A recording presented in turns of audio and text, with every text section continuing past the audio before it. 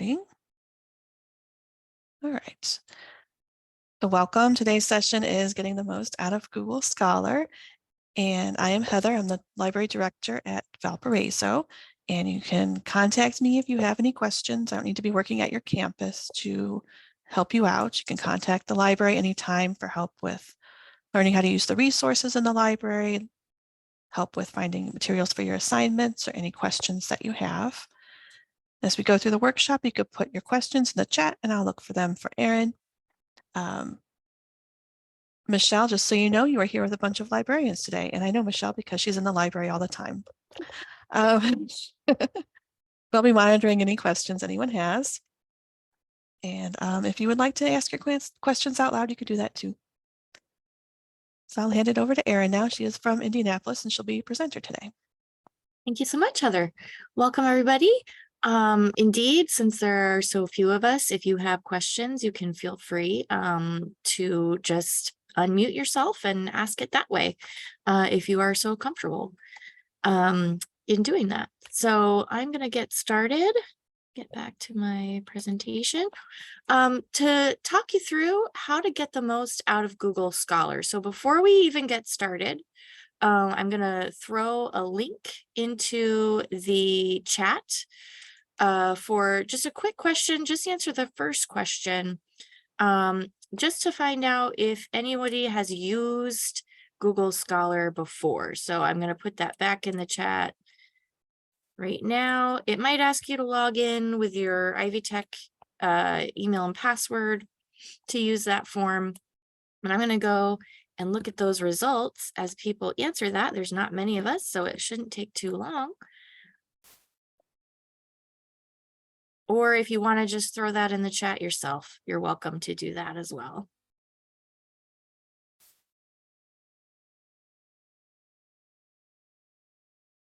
And that first question should just be, have you used Google Scholar before?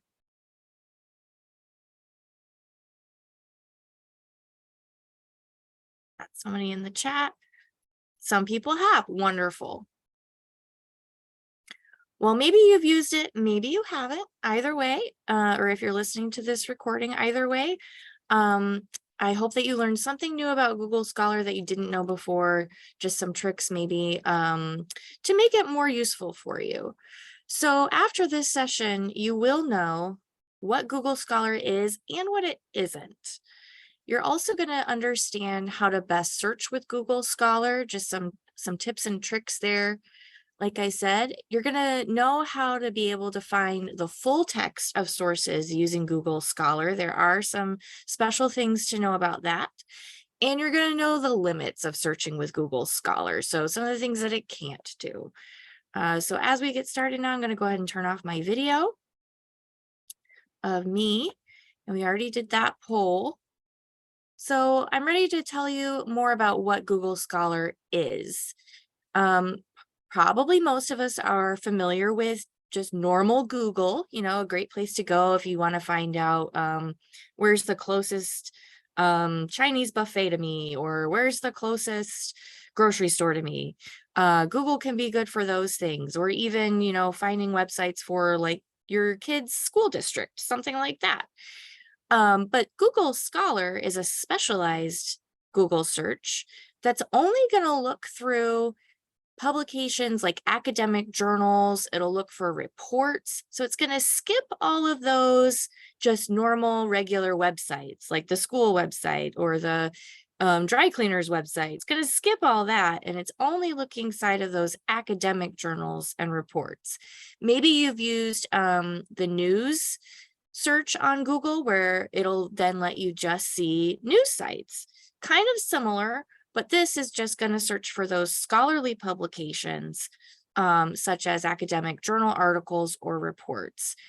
It also searches beyond what we've purchased at Ivy Tech. So here's what I mean when I say that. If I go to our, I'm going to be on my local campus search. If I go here just to Ivy Tech and I do a search for, let's say, academic libraries and worth. What's the worth of an academic library? this is searching now inside all of the content that Ivy Tech owns in some way, or we get it in some way here. Most of it means we're paying for it in some way. So I've got a mix of things. I've got ebooks. I've got maybe some books that are on the shelf when I do a search in that box.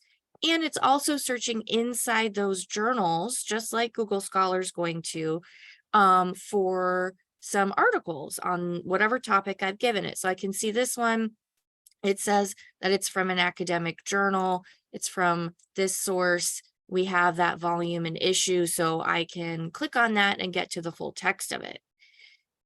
But we can't own everything. So I might be missing out on learning about some articles that are not inside the content that Ivy Tech has purchased access to. So if I want to be able to see everything possible out there, whether we have it through Ivy Tech or not, that is a really good use of Google Scholar.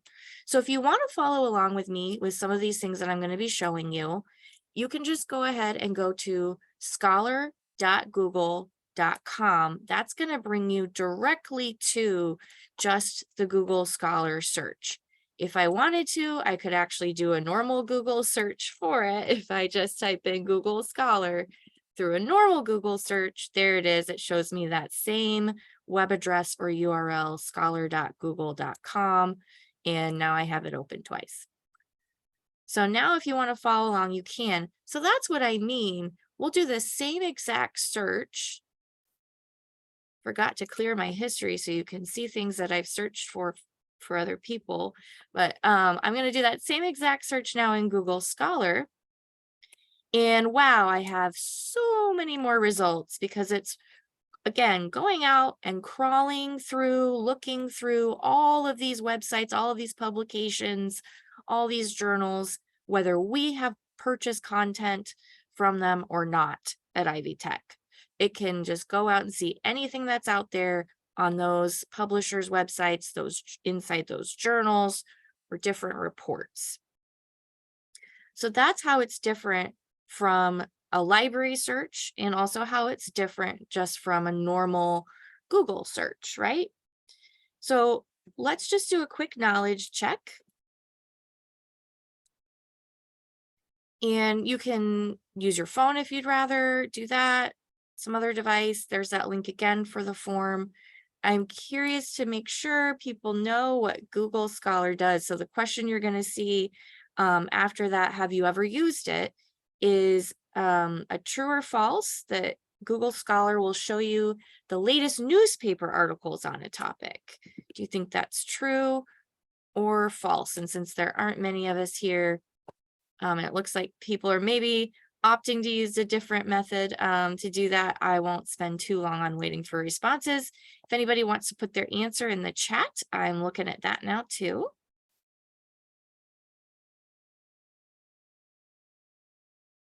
False. Wonderful. Indeed, that is false. Google Scholar is not looking inside of newspapers. So that's one of the things it does not look inside of. Again, if you went to a normal Google, like I'm going to do now, I could just do Google News. I could use that if I only wanted to search in news publications. Really helpful. I know we were all maybe not, but maybe a lot of us have been searching for news about the wildfires that are causing the haze that we're experiencing right now. So Google News, that would be a good place to do that. Find the latest coverage of that. But we're not interested in news right now. We're interested in finding those scholarly resources through Google Scholar. So wonderful. All right. So let's get back to, well, so what? How does that help me? I already have the library, and yes, you do. And we have so much information through our library resources. Maybe you feel like you don't need to use Google Scholar, and you don't have to if you don't want to, but it is a different way to search, and it's a lot less picky. So what I mean by that, if I go back here, when I searched in the library, I did have to be sort of careful. You know, I couldn't put in a whole long phrase. Let's try it actually. What are academic libraries worth? probably not going to understand that too well here. So it did all right. If I typed in much more, I might not get much. The great thing about Google Scholar and why you might consider using it is because I don't have to be careful about how I type in my topic at all. I could put in a whole sentence. What is the value and worth of an academic library? It understood that, and it even corrected my typo there. If I had a typo over here, it might try to help me. It might not be as helpful. So we'll just do that little comparison. Yep, I only got 45 results here. It's not helping me out with my typo. Whereas Google Scholar, just like Google, it's got that nice, hey, I think this is what you mean. So it's just a little bit smarter at understanding what we call natural language. That's just, it understands the way that humans would actually speak. Because of the way that it's made and programmed, the geniuses at Google who put this together, it's just got a little bit more power behind it to understand how people talk. So that's one reason why it's less picky. And like I already said, it's going to show you results of things that maybe you can't find here. So like I said, we have content that we've purchased, so we can search inside all that content. Maybe you've got a tricky topic. Maybe you're finding that Ivy Tech doesn't really have a lot on what you're wanting to find information on. In that case, Google Scholar might be really helpful because it's going to look outside of just that content that we've paid to have access to here. So it also is good just for some really cool tricks that you can do with it. One thing it can do is show you if other people have cited the information that you're finding. So just like when you write a paper, you have to provide citations for other authors' ideas, work that you didn't do. Maybe you're citing someone's research, and so you're giving that author, that researcher, the credit for that idea or that statistic or whatever it is that you're using. It's not something that you did yourself. Authors of these academic journal articles, they have to do the same thing. If they are talking about a topic that somebody else has already researched, maybe they're adding something new to it, or maybe they're saying, you know, I'm gonna look at what this other person did and then approach it in a slightly different way. Whatever the case is, they have to give citations as well, just like you do in a paper. So if you see something that's relevant for your topic, you like this article, it's exactly what you are wanting to find, it has really relevant information, you can look and see who else has cited that article you like. It's very likely, although sometimes it's not exactly on the same topic, but it's very likely then that those articles citing that other thing are talking about the same subject matter. Also, if you see something that's been cited hundreds of times on a topic, it means it's probably important. You're probably going to want to look at that article so that you have a good foundational understanding of whatever the subject matter is that you're researching. So let's actually go back and look at what I got here. Even with my typo, it understood me. And I can see underneath each result, I have maybe just a snippet that's going to show me why it came up, the keywords that I searched for, just where they're appearing, and a little bit of information about the article. And then it's giving me all these different options. I can save it. It's going to give me information where I can make a citation, which is really helpful. A lot of our databases where our articles that we've purchased live in Ivy Tech libraries, they also will give you this feature of helping you make the citation, by the way, if you didn't know that. If you want help with that, that's a great question to ask a librarian. But it's giving me the citation information. I could just copy and paste that. And it's also then giving me this cited by. So this one's only been cited by 5 people, but I also see that it was published only in 2022, so it's not very old. Maybe it just hasn't been around long enough to get more citations. I've got cited by 8. This one's cited 33 times and it's from 2013. So let's say I really like this one. And this is spot on. I track down the full text and I use it. And then I could click just right here on cited by 33. And now I see those 33 other articles that cited that first one. So obviously, if they're citing it and it had been published in, let me go back, it had been published in 2013, all of these articles citing this one are going to be more recent than 2013. So that's also helpful. If you find something that's a little bit older, you're like, oh, but this is so great, but I need to use more recent articles. You click on cited by, whatever it says, and now you're going to see things that are more recent. So this one is just from last year. I've got a 2016, a couple of things from 2016, a 2017. So you can go forward in time this way to find more recent things. I also want to tell you what you can do if you want to go backwards in time. So I know that this article, Student Learning Outcomes, this one cited that article I liked that was from 2013. If I were to be able to see the full text of this, I could then look in their works cited and find those articles, see if I can track those down through Google Scholar. Before we get into any more of that though, you might be thinking, well, how do you get to the full article? If I wanted to do that, I would have to be able to see this whole article. And if I click on the title, it's giving me a page from this company that has the rights to this journal, the Journal of Academic Librarianship, and they want me to pay for it. I don't want to pay for it. Exactly. I don't want you to pay for it. We may or may not have this. And I'm going to show you now what you can do to link Google Scholar to be able to see inside the content that we do have at Ivy Tech. So maybe this just wasn't coming up in a search when I was going in through the library, because I have a typo here.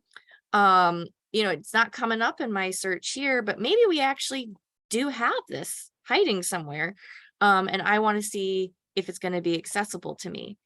So there's very specific steps we need to follow so that we can set up what's called the library link. And this is just going to let Google Scholar see into our Ivy Tech library content and then bring you into it just by clicking a special link that will show up. So I'm going to walk us through this. Maybe 2 times, maybe 3 if people need it. So at this point, I really hope you can listen to me and go back and forth and see these instructions and hear my instructions, and then also try it on your own device right now. So I'm going to go as slow as I can so people can follow along. You're just going to start by making sure you're on Google Scholar. Again, the web address for that is just Scholar, scholar.google.com. So I'm going to give people just a moment to get in their browser, get that page up, get to the right place. And then the next step is clicking on this menu in the top left corner. If you didn't know, this is sometimes called a hamburger menu. So if you ever hear that in the future, that's what somebody's telling you to look for. It's usually the 3 lines because it looks like a hamburger. And when I click on the hamburger menu, I'm going to choose settings. It looks like I would choose my library, but that's not actually the place to go. No. I want to click on the gear that says settings. So just to catch people up if they need it, we're starting on Google Scholar. We're clicking the 3-line menu in the top left, and we're clicking on settings. When I click on settings, I get a new menu that comes up on the left-hand side of the screen still. And I'm going to click on library links. Again, to get to settings, it was the menu in the top left, the hamburger menu, the gear for settings, clicking right on that. And then on the left, clicking on library links. So now it gives you this search box. All I'm going to type in is Ivy Tech and click the blue magnifying glass search button. Look at that. It came up underneath that search box.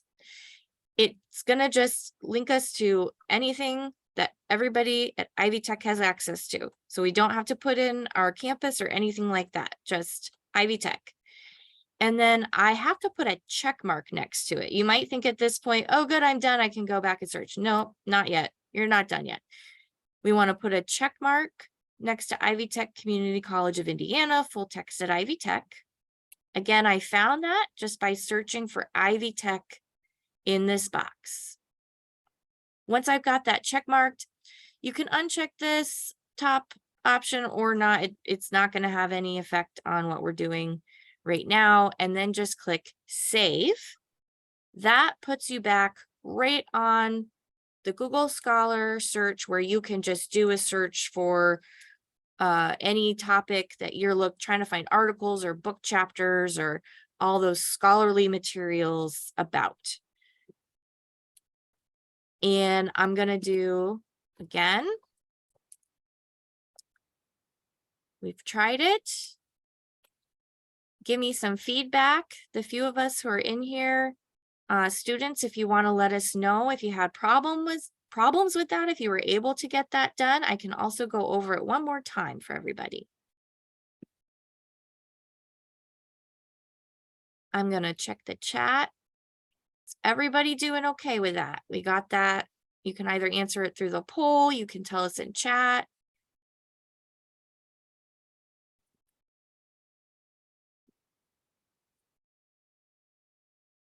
That next question is, were you able to get it set up?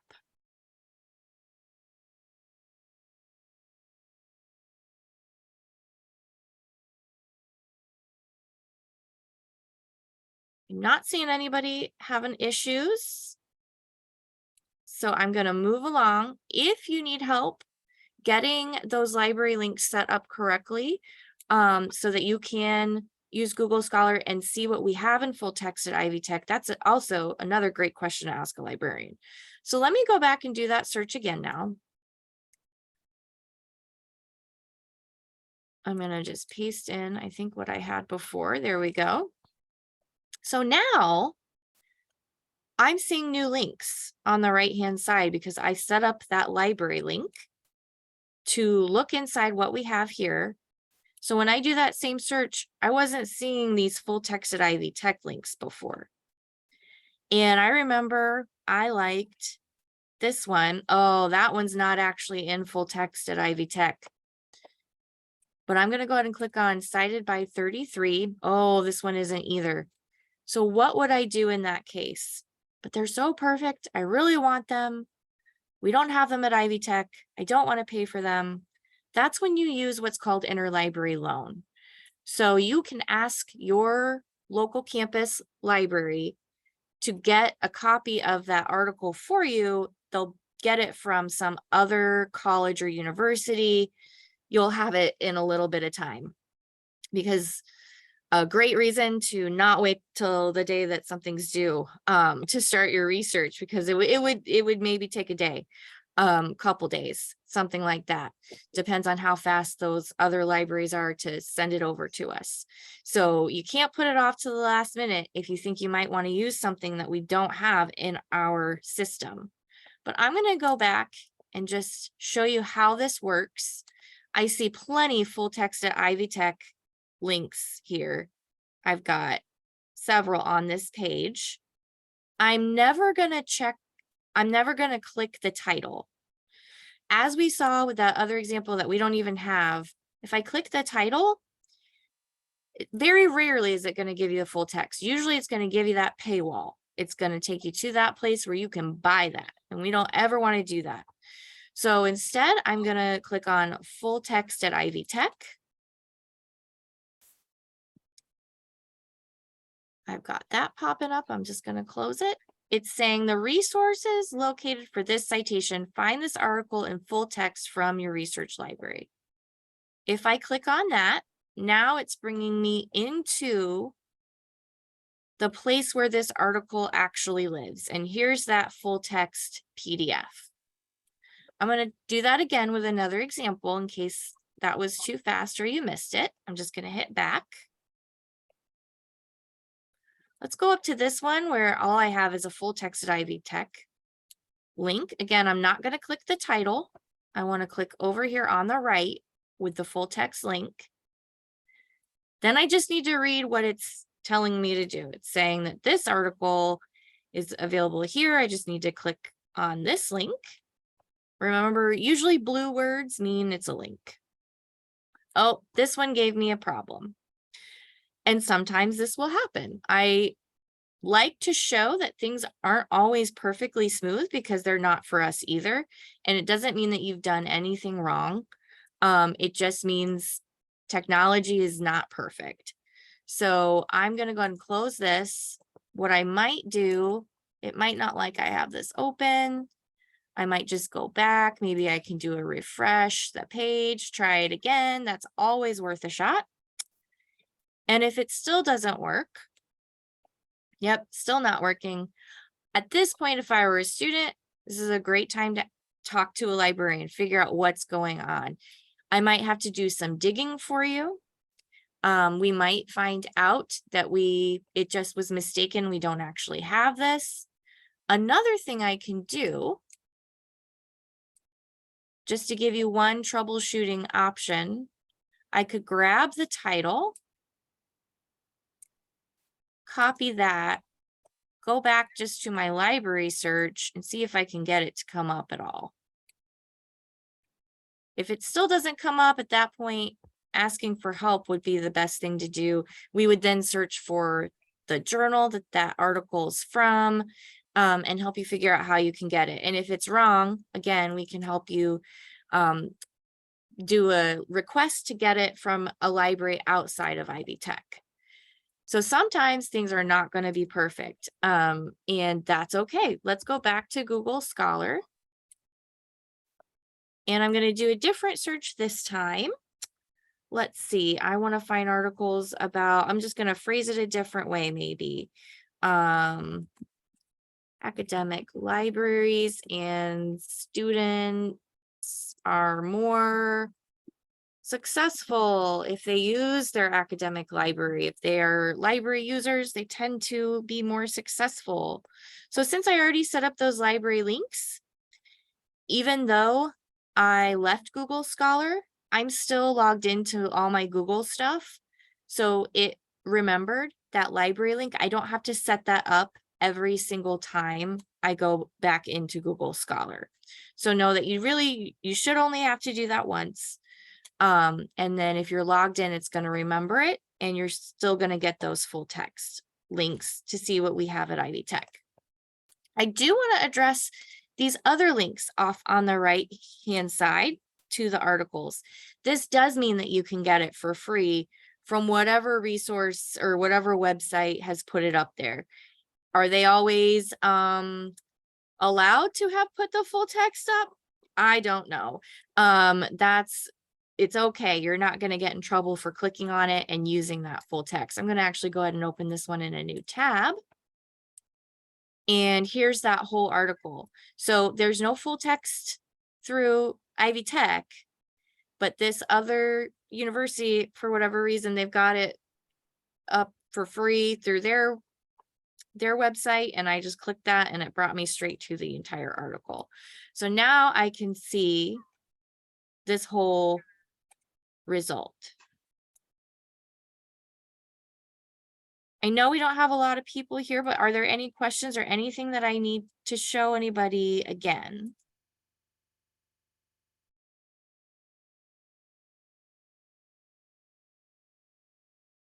We don't have any questions in the chat. I think we're pretty good. Excellent. I do want to repeat, again, this whole cited by feature, so helpful. I can see that this has been cited a lot since 2010. It's been around for a while, so no wonder, but it's been cited 307 times. Again, if I just click on that, now I'm seeing those 307 articles, and I can quickly see which ones I would have access to in full text. I'm just looking on the right-hand side for any links. Maybe I'm just going to disregard the ones that don't have a link, and that is just fine to do. But now I want to show you these options over on the left-hand side when I've done a search, or if I'm looking at articles that have cited an original article I liked, I can quickly just change the years. I can do a custom range of years if I need something more current, more recent. I can just go ahead and do, let's say, since 2019, I want things that are that recent. And now it's brought my results down to only show those things that are 2019 or more current. You can also change the way that you are sorting it. You can click to add things to your library by clicking on this save. Remember when we were doing the library links, we saw something that said library. That wasn't the thing for library links. It was for your personal Google Scholar library that you can build. So to do that, you just would click the star to save. Of course, if I then got on some other person's computer or a public computer here in our campus library, I would have to make sure I'm logged back in to my Google account to find the things in my library. Otherwise, it's not going to know who I am and what I've saved there. So now if I click on that, I'm in my library and I've got my reading list here of the things that I just saved. So that can be helpful if you want to grab things that way to look at later. Sometimes we're working on things and we don't have time to finish it.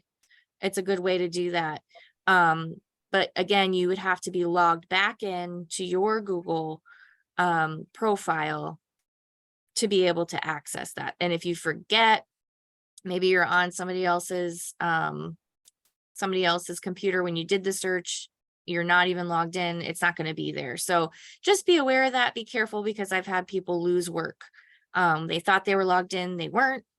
Their list wasn't there. Very unfortunate. So I've shown you the cited by, and I mentioned, how do we go the other way? We need the full text to go the other way, to go backwards in time, to see who is cited inside this article that I'm looking at. So let me open the full text of this one because it's right here. And like I mentioned, this is just a demonstration of what I was talking about. I can just scroll down just like you have a work cited, or a bibliography at the end of your paper. I can see their references. And I did a little bit of this before, but I want to show you a trick. If I really liked the sound, I read this article, it was great. I really like the sound of this article now. You know, up in this article, they explained it a little bit, and they talked about Twitter use in libraries. So that sounds great. I would like to be able to read that. One easy way to then look it up, we can see if we have it in Ivy Tech, if it's somewhere else for free online. I'm just going to highlight it and copy it. Then I'm going to go back to my Google Scholar. And what works really well is if you put that title in quotes. The quotes are going to glue it together as an exact phrase. So it will be searching for exactly that. In this case, I might not get it. Oh, there it is. Or is that a different one? Let's see. That's a different one. Twitter use in library. I'm not seeing it. Well, that's a bummer. Sometimes it works and sometimes it doesn't. I can see other people have cited it because it's coming up in theirs. Let's just go one more. Nope. Didn't get that one. I can try a different one. Let's see here. let's try Michelle says something maybe you more have your date recent. filter on. Oh yeah, thank you. I forgot I do. Let's change that to anytime. Yep, there it is. Great job, Michelle. Unfortunately, we don't have a full text link. So again, if I wanted it, I could ask for it through interlibrary loan. Thank you so much for that. I completely forgot. I would love to say that I did that on purpose to see who was paying attention, but that would be a lie. So if we have a title, we know gluing it together with quotes, very helpful. There are other times when you might want to glue a phrase together with quotes. Just earlier today, I like using real world examples. I had been doing a search with somebody for articles about dropouts. But obviously there's a lot of different kind of dropouts. So we've got high school dropouts from college. I was finding people who had dropped out of like health programs. That was not at all what we wanted. And so this is a good use of the quotes, is to say I only want high school dropouts. Now, of course, that means I'm going to lose out maybe on things that are saying drop out from high school. You know, there are other ways to say that. But if you're just seeing, wow, I'm overwhelmed with things that are not at all what I'm talking about, coming up with a really common phrase for that and then gluing it together with the quotes could be really helpful. All right, let's check and make sure we are on track here. Yep, we are on track. I want to see if there are other questions, or if people are trying some searches, maybe what are you seeing? What are you running into?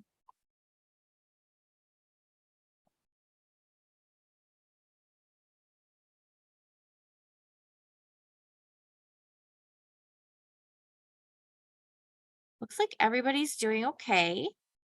The last thing I want to just highlight with Google Scholar, this is something that I really appreciate, and it's more maybe for personal interest. So you can easily create an alert so that, let's say I'm just like really interested in this topic of high school dropouts. I want to know when there's brand new research that comes out that Google Scholar can see that fits whatever my search is, in this case, high school dropouts. If I click create alert, I then want to make sure that it's set to the right email, so that it will send me those results to my email address. I can change it if I don't want it going to my work one. I could change this maybe to a personal email. And then I just click create alert.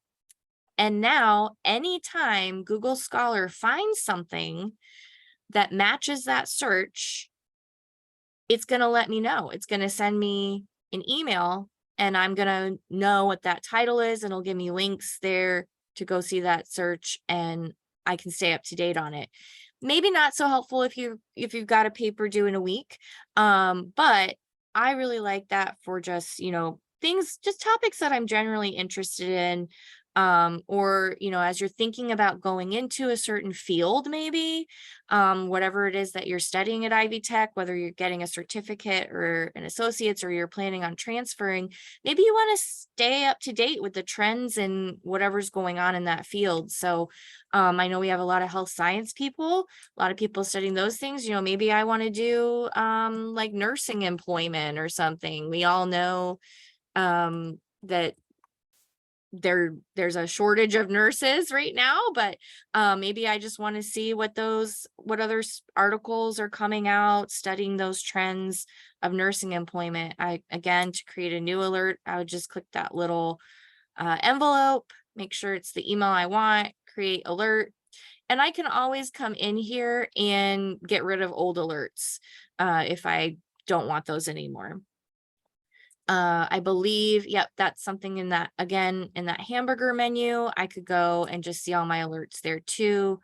I'm not as interested in high school dropouts anymore. So just a fun thing, I think, maybe only fun to librarians, but if you want to stay up to date on whatever's going on in what you're studying, that's Google Scholar makes it really easy to do that.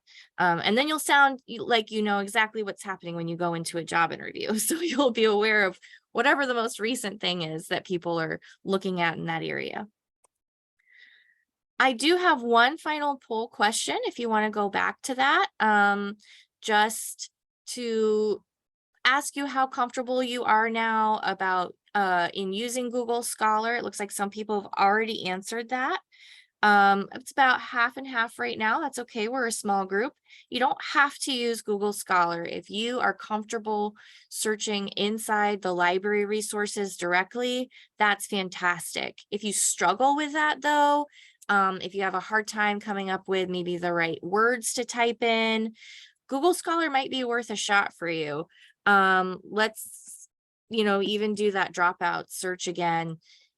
I've immediately got some results, and maybe just even a quick skim through this first page, I can see other words I might use to describe that. And it's going to give me these related searches, which can be really helpful if you're just struggling to find the right words to describe your topic.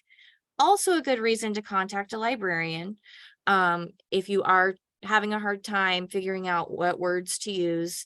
But if it's, 3 in the morning and you need to find something right away and we're not available, maybe Google Scholar could be helpful to you just to get those other words that might be useful. And then you can even just click right on one of those related searches and it's going to do that search for you.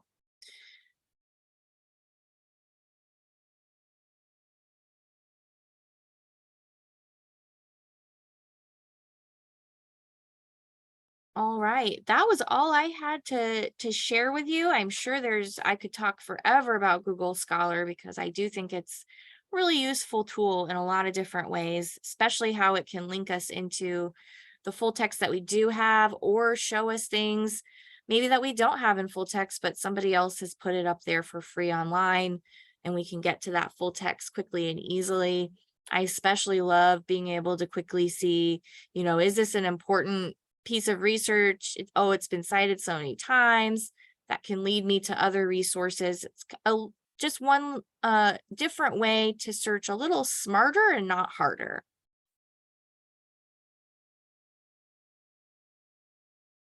So if we don't have any other questions, thank you for attending, those who did, and you will get a recording.